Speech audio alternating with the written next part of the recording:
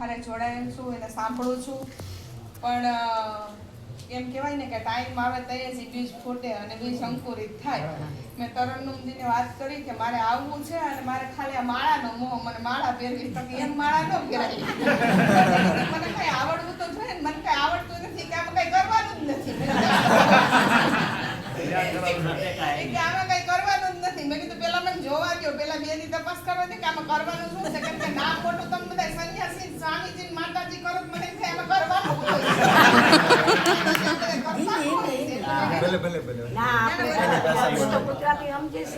ચાલુ રાખો.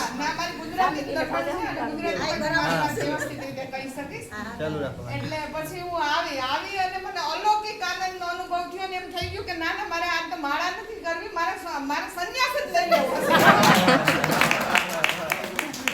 મારી એવી ઈચ્છા હતી કે મારા હસબન્ડ બીએડ કોલેજના પ્રોફેસર છે અને એને મને આટલી ફ્રીડમ આપી એટલે એનાય ખૂબ ખૂબ વંદન. મારા બે બાળકો બહુ નાના છે અને એને મને અહીં મોકલી એટલે એની મને બહુ ઓલું છે અને ખૂબ જ અનુકંપા છે કે અમુક વ્યક્તિ છે એ આટલું સરસ આયોજન કરી શકે અને આવી રીતના શિબિરમાં ભાગ નથી લઈ શકતા.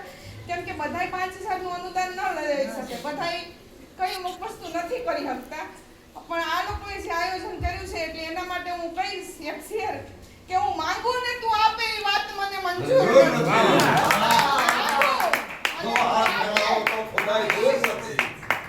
હું માંગુ ને તું આપે એ વાત મને મંજૂર નથી. હાથ લંબાવું તો તારી ખુદાઈ દૂર નથી.